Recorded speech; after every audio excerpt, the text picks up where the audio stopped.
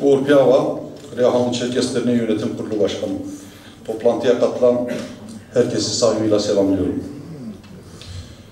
Son konuşmacıyım galiba. Sağ kulağım biraz rahatsız.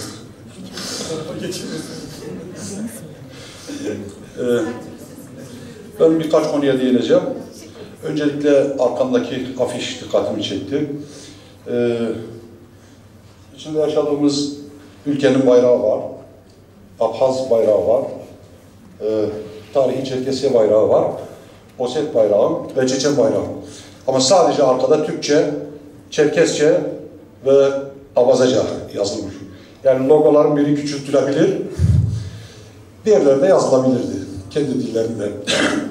Eğer Kafkasya'nın tümünü temsil ediyorsa federasyon, daha başka toplulukları da alması gerekirdi diye düşünüyorum. Ayrıyeten yani Çerkes'in tanımını yapmak istemiyorum ama ben ve temsil ettiğim dernek çevresi Çerkes eşittir Adıve diye düşünür, böyle bilir, öyle de bilecek. Bir diğer konu, federasyonumuzun yarın tüzük değişiklik maddeleri de var.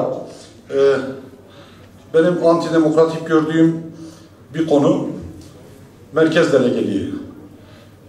Diyelim bundan sonraki dönemlerde çok katılımlı, temsiliyet gücü yüksek olan, geniş olan bir federasyon yönetimi aday listesi önümüze çıksa, hali hazırdaki yarın seçilecek federasyonun tüm yönetim ve denetim kurulu üyeleri merkez delegesi olduğundan 25-30-0 gibi bir farkla başlayacak. Bunu kesinlikle antidemokratik ve Çerkesleri temsil ettiğini farz eden bir federasyona kesinlikle yakıştırmıyoruz. Bunun değiştirilmesi için gerekirse önerge vereceğiz. Artı değineceğim iki madde daha var.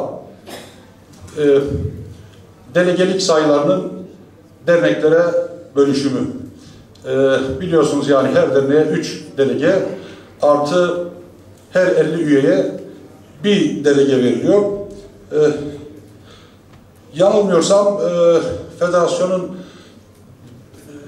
temsil ettiği, bulundurduğu üyelerden 3 tanesi 25'er delege, yani üst sınır olan 25 delegeyle temsil ediyor genel kurullarda. Buna da bir kısıtlama getirmek gerekiyor. 25'e karşı değilim, yani o kadar üyesi varsa 25 ile temsil edilsin, ama genel kurula 25 delegesi olup da 7 delegeyle gelenlerin şeyini de kesinlikle ya 3'e indirelim ya bir kota koyalım. Yani delegelerin %80'inin katılması gerekir en azından. Yani herkesin bir işi, gücü, rahatsızlığı, cenazesi olmayacağına göre bir kota koymamız gerekir. Yani %80'ini getirmiyorsa delegelerin 3 delegeyle temsil edilmesi gerektir diye düşünüyorum. Artı Bursa, Samsun Başkanlar Kurulu toplantısında da gündeme gelmişti. Kadın kotası,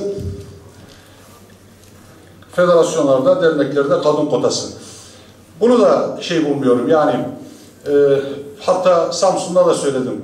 Siz dedim kendinizi kadınların yerine koyun. Kadınlar erkek kotası koysun bize. En az erkek şu kadar olacak falan diye. Kadınların, çocukların olmadığı yerde hiçbir şey olmaz. Onun için alabildiğine kadınları gönüllü olarak teşvik etmeliyiz. Herhangi bir kota koymaksızın her gelen kadını çalışmalara katmalıyız.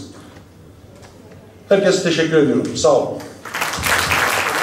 Uzun, yorucu bir istişare toplantısı oldu. Hepinize saygılar sunuyorum. Yarın genel kurulumuzda görüşmek üzere inşallah. İyi akşamlar diliyorum.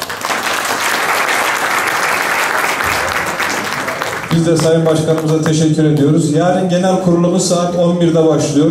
Bütün hepinizi aynı şevk ve iştahla inşallah genel kurulumuza bekliyoruz.